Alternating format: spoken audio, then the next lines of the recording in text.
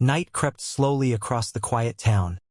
The moon dimmed behind a veil of clouds, and every shadow seemed to hold its breath. Then, without warning, a piercing scream tore the silence apart. It was not the scream of fear alone. It was a final confession of pain, a soul breaking free from years of silent suffering. The voice belonged to Lily, a woman whose heart was woven with kindness, patience, and a longing for a peaceful life she never truly received. Inside the small, dimly lit house, the air shook with the echo of the struggle. Henry, her husband, towered above her. His temper always sharper than any blade, his jealousy an endless storm. What began as a simple disagreement spiraled into rage. His voice roared, then his fists followed. The furniture trembled, the walls echoed with thuds, and Lily's strength faded like a candle drowning in its own wax. When her body finally grew still on the cold floor, Henry stood over her, breathing heavily. His eyes filled not with regret but with the blind certainty that he had simply lost control. He didn't kneel beside her. He didn't call her name. He only listened to the room's sudden, horrible quiet. The trial that followed was nothing but a cruel theater. Missing witnesses, twisted testimonies, a lawyer who buried the truth beneath polished lies, and Henry walked free. People whispered, but no one stood firm. Justice slipped through human fingers like dust. Yet Lily's soul did not slip away. In the cemetery, as her coffin touched the earth, the wind carried a strange weight. Her eyes, softly closed, seemed almost alive beneath the delicate veil, as if waiting for justice, for balance, for him. For when the living deny justice, the dead begin to claim it themselves. Morning light crawled slowly across the streets as Henry stepped outside, hoping the fresh air would silence the restless beating in his chest. He walked toward the bakery, convincing himself that the simple scent of warm bread might calm him, might wash away the memories he refused to face.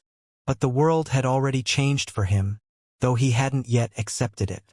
As he drew closer to the bakery door, a sharp, cold sensation crawled up his spine. Then he heard it. Soft. Familiar. Impossible. Henry, buy me warm, soft bread. I'm hungry. He froze. The morning breeze stopped. Even the birds seemed to silence themselves. He turned slowly, no one. Only the empty street staring back. Inside the bakery, golden loaves glowed behind glass. The baker greeted him cheerfully, but Henry didn't truly hear him. Because again, the whisper curled around his ear like a breath from the grave. That one, the white one. You know I loved the warm ones most. His hands trembled as he pointed to a loaf. The baker wrapped it, unaware of the ghost standing inches from Henry's shoulder. When Henry stepped outside, the tiny bell above the bakery door chimed. But no wind had touched it. Chimed again, and again, like unseen fingers brushing it lightly. Henry walked faster, but each step was shadowed by the whisper. You let me starve that night. Do you remember? Now you will never forget. The bread in his hand grew heavier, as if soaked with the memories he tried to bury. From that day, the smell of bread no longer brought comfort. It became the scent of guilt, of fading breath, of a life he had stolen, and a spirit that refused to leave him hungry for peace. Desperate to outrun the haunting voice, Henry allowed himself to be dragged to a gathering by his friends.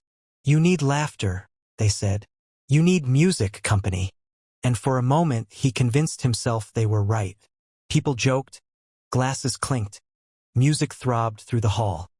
But beneath the noise, Henry still felt that steady, suffocating presence, like frost forming in his lungs. When the lights dimmed and dancing began, colorful reflections spun across the room. Then Henry saw her, Lily, in a pale, flowing dress. She drifted through the crowd. She moved with grace, too smooth, too silent, untouched by the ground beneath her. The living walked right through her, their laughter slicing through air she did not belong to. But Henry saw her with painful clarity. She spun slowly, her hair moving with a rhythm the music did not possess. Then, as though obeying an invisible melody meant only for him, she turned her face toward Henry. Her eyes held no life, only the cold memory of suffering. She stepped closer, closer. The lights flickered, trembling like frightened flames. When she reached him, her whisper slithered through the noise. "You laugh, you dance. While I lie in the soil." Henry stumbled back, knocking over a chair.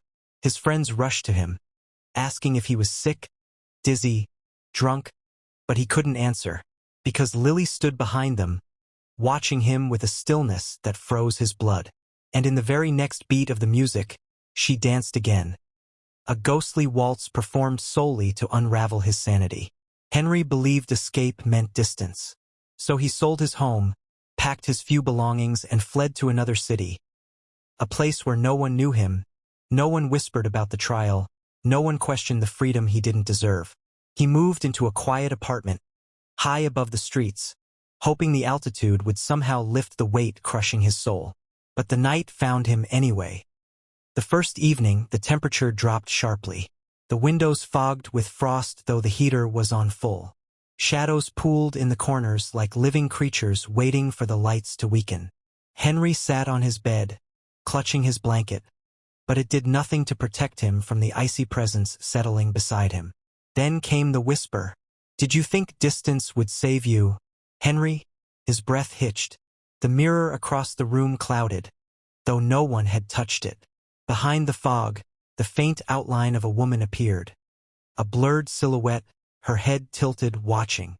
Henry fled into the hallway, but the lights flickered violently.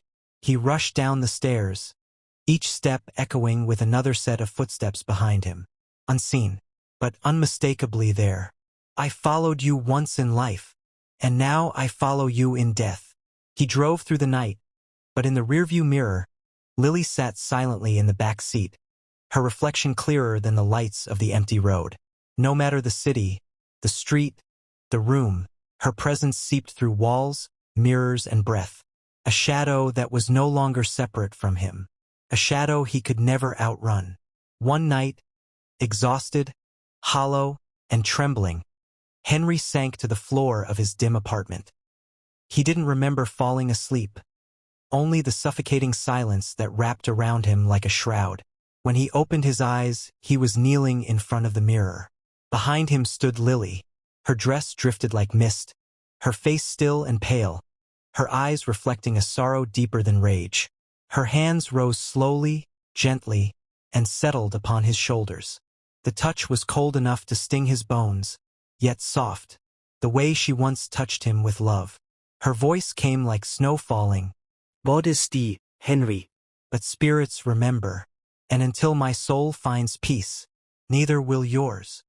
Henry tried to speak, to beg, to breathe, but the mirror showed a truth his voice could not escape. His reflection twisted, his eyes widened. His body shook as if 1,000 unseen hands held every part of him still. When dawn crept in, his neighbors found him, kneeling, eyes wide open in terror, hands frozen at his sides. Beside him lay a cracked photograph of Lily, the glass split straight across her heart. To this day, people claim strange things happen in that apartment. Footsteps where no one walks, whispers floating through walls, a soft rustle, like a woman turning in her dress to begin a dance unseen. For Lily had not returned for vengeance. She had returned for balance, a justice deeper than any court on earth. And once the dead rise to claim what was denied them, their shadows never fade.